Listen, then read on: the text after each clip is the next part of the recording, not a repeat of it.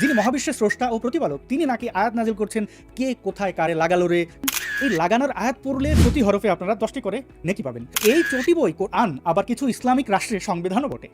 কিরে গান জানুর, গাজা কি ইদানিং একটু বেশি টানছিস নাকি তোর মগজের নেটওয়ার্ক পুরোটাই জ্যাম হয়ে গেছে?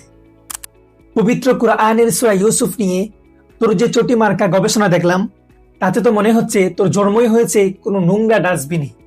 আজ আমরা জানবো তথাকথিত নবী ইউসুফের যৌবনের রসময় ঘটনা সম্পর্কে। মুমিন মুসলমানরা মনে করেন যে কোরআনে না জানি কত শত জ্ঞানের কথা বলা হয়েছে, কত শত বিজ্ঞানের কথা বলা হয়েছে, তাই তারা কোরআনের কোনো রকম অবমাননা হলেই উত্তেজিত হয়ে জ্বালাও পোড়া অবস্থা শুরু করে। কিন্তু কোরআন যে প্রকৃতপক্ষে আবর্জনায় ভর্তি একটি বই সে সম্পর্কে তারা জানতেও চায় না, কোনো কিছু খুঁজেও দেখতে চায় না। আজ কোরআন থেকেই তথাকথিত নবী ইউসুফের কেচ্ছা আপনাদের বলবো এবং এখানে দেখতে পাবেন যে এই ঘটনাগুলো এক প্রকার রসময় গুপ্তের চটি গল্পের মতোই। এই গাঞ্জানুরের দাবি এটা নাকি রসালো চটি গল্পের বই। শুন রে গাদা, চটি বইতে কি থাকে আর কোরআনে কি থাকে সেটা বোঝার জন্য অন্তত মানুষের বাচ্চা হওয়া লাগে। তুই তো পশুত্ব ছাড়িয়ে গেছিস।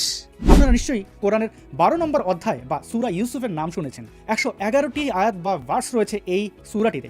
অবশ্যই আপনারা সূরাটি তাফসীর সহ পড়বেন এবং বিভিন্নভাবে প্রশ্ন বের করবেন। এসব গল্প কি মহাবিশ্বের কোনো স্রষ্টা রচনা করতে পারে?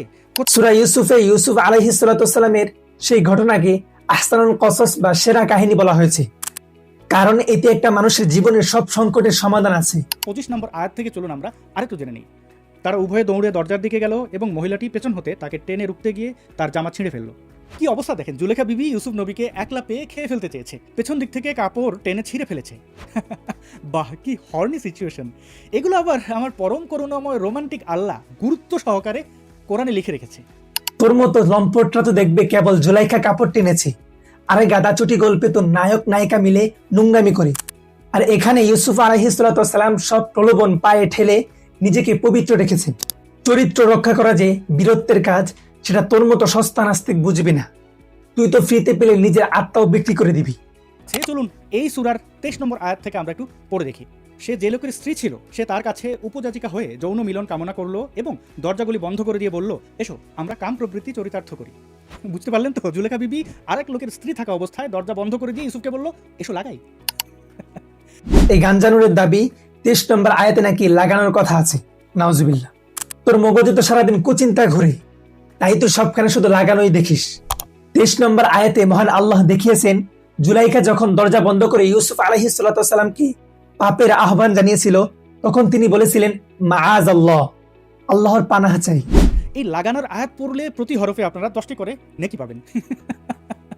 আচ্ছা, একটু ভেবে বলেন তো, চটি গল্পের বইয়ের সাথে এর ব্যবধান কোথায়? ভাবুন, বারবার ভাবুন। এই আয়াত পড়লে 10 নেকি পাওয়া যায় কেন জানিস? কারণ এটা পড়লে মুমিনরা শিক্ষা পায় যে পৃথিবীর যত বড় সুন্দরী আসুক আর যত বড় ক্ষমতাশালী হোক, আল্লাহর ভয়ে নিজেকে পবিত্র রাখতে হবে। তোর মতো গাঁজাখোরদের তো আর সেই চরিত্র নেই, তাই তুই একে চটি বলছিস। আসলে চটি তো তোর ওই বিকৃত মগজটা। সূরা ইউসুফের 96 নম্বর আয়াতে আছে, ইউসুফের জামা তার বাবা ইয়াকুবের চেহারার উপর রাখলে ইয়াকুব বা সোকল নবী ইয়াকুব দৃষ্টিশক্তি ফিরে পায়। ওরে বাবা, কি ম্যাজিক, তাই না? শুন রে মূর্খ, বিজ্ঞানের ব তো জানিস না। ইয়াকুব আলাইহিস সালাতু ওয়াসসালামের অন্ধত্ব ছিল সাইকোসোমেটিক, অর্থাৎ প্রচন্ড শোকে তার চোখের নার্ভ কাজ করা বন্ধ করে দিয়েছিল। যখন তিনি ছেলের গায়ের গ্রানওয়ালা জামা পেলেন তখন তার মস্তিষ্কে পজিটিভ শক লেগেছে এবং তিনি দৃষ্টি ফিরে পেয়েছেন। তুই তো সারাদিন বিজ্ঞানের দোহাই দিস, অথচ একটা সাধারণ সাইকোলজিক্যাল ব্যাপার বুঝিস না। যিনি মহাবিশ্বের স্রষ্টা ও প্রতিপালক তিনি নাকি আয়াত নাজিল করছেন কে কোথায় কারে লাগালো রে, কার কখন পুতের বউ দেখে বা বন্ধুর বাচ্চা মেয়েকে দেখে ইমানদণ্ড খাড়া হয়ে গেল সেসব কোরআনে লিখে সেসব অপকর্মকে জাস্টিফাই করতে হবে। আমি কোরআন পড়ি আর মনে মনে ভাবি, হায় হায় আপনারা এত বোকা হলেন কিভাবে? এগুলো পড়ে আপনারা বোঝেন না যে কোনো এক নিম্নরুচির মানুষ এগুলো রচনা করেছে। আসলে তোর জ্ঞানের দূর হলো ওই গালি দেওয়া পর্যন্তই। এর বাইরে তুই একটা নির্লজ্জ বেহায়া গাদা করত জানোয়ারের বাচ্চা। তো এই চটি বই কোরআন আবার কিছু ইসলামিক রাষ্ট্রের সংবিধানও বটে। ওরে গান্ডুর দল, এটা কি করে সংবিধান হয়? এটা কি এই পুস্তকটা সংবিধানের নমুনা? এইসব কথাবার্তা কি সংবিধানে থাকবে? হ্যাঁ রে, এটাই সংবিধান। ইউসুফ আলাইহিস সালাতু ওয়াসসালাম যেভাবে দুর্ভিক্ষ মোকাবেলা করেছেন সেভাবে আজও কোনো রাষ্ট্রবিজ্ঞানী পারেনি। জুলেখা বিবি ইউসুফ নবীকে একলা পেয়ে খেয়ে ফেলতে চেয়েছে, পেছন দিক থেকে কাপড় টেনে ছিঁড়ে ফেলেছে। তুই তো শুধু দেখলি কার কাপড় ছিঁড়ল, আরে কাপড় তো জুলাইখা পিছন থেকে টেনে ছিঁড়েছে। এটা দিয়ে প্রমাণিত হয়েছে অপরাধী কি। এটা হলো ক্রাইম ইনভেস্টিগেশনের একটা আদি।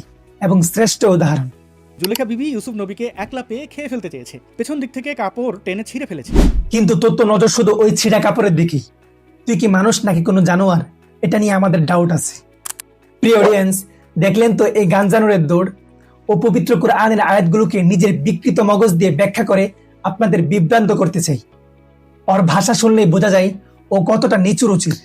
ও চাই আপনি কোরআন পড়া ছেড়ে ওর মতো ড্রেনের কিড হয়ে যান। ওকে বয়কট করুন আর ওর এই নোংরা যুক্তির গালে শক্ত একটা চড় মারুন।